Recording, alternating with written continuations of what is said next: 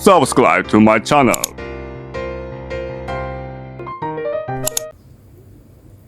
Peyek koin kacang gurih dan renyah cocok untuk suguhan.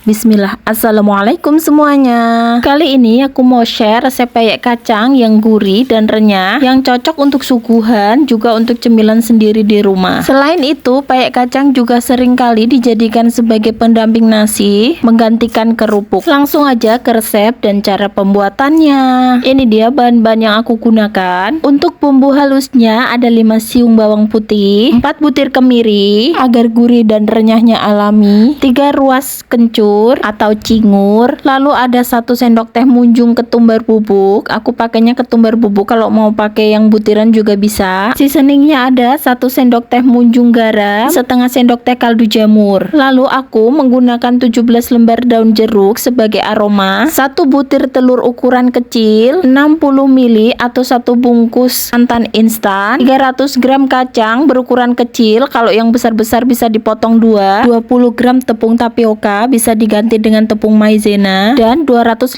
gram tepung beras. Daun jeruknya buang dulu tulangannya, lalu potong halus memanjang. Ini agak licin, meleset-meleset karena kayaknya ini daun jeruknya rada tua. Potongan kecil-kecil daun jeruk yang ada di tengah peyek itu yang bikin aromanya harum dan rasanya itu seger di mulut. Setelah selesai memotongnya, ini kita sisihkan dulu daun jeruknya nanti sebagai taburan di adonan. Lanjut kita ulek dulu bumbu halusnya. Ada bawang putih, kemiri, kencur, dan garam agar lebih mudah untuk menghaluskan. Untuk cingur atau kencurnya aku cuma cuci bersih aja, nggak aku kupas. Yang penting sudah bersih dan nggak ada tanah-tanahnya yang menempel. Kita sisihkan dulu ini bumbu halusnya.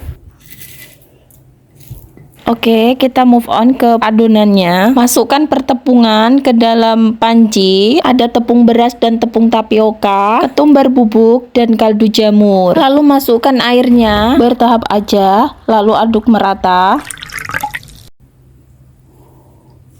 Aduk sampai bagian dasarnya agar tidak ada endapan tepung. Nah, ini tadi hampir kelupaan, bumbu halusnya belum aku masukkan. Bumbu halus masuk, aduk kembali ya hingga tercampur merata. Nah, di bagian ini sebelum dimasukkan telur bisa dites rasa dulu. Setelah rasanya sudah oke, masukkan telurnya beserta santan instan.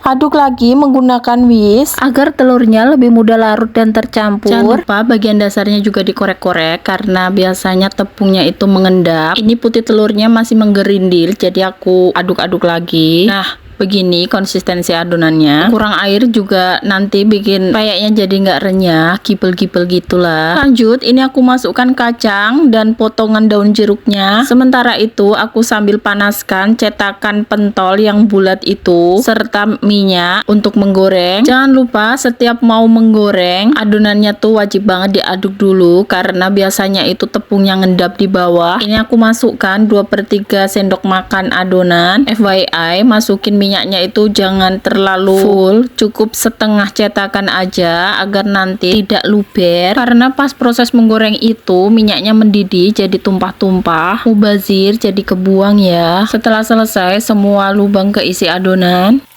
Ini kalau udah kokoh kayak gini bisa diangkat ya.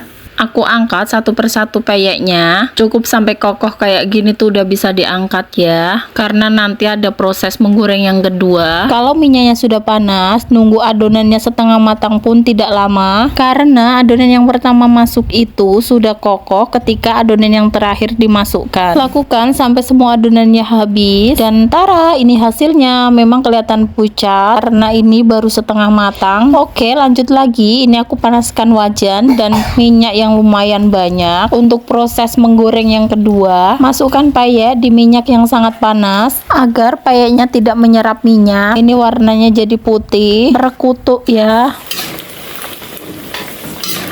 Goreng hingga keemasan sampai gelembung-gelembung udaranya itu mengecil atau berkurang, yang artinya kandungan airnya itu semakin sedikit dan minim agar peyeknya renyah dan garing.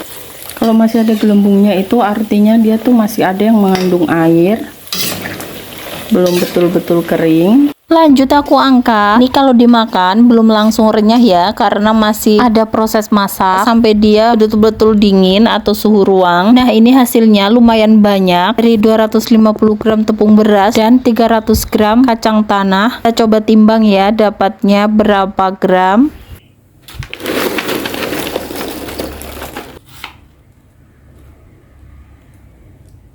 Jadinya itu 682 gram.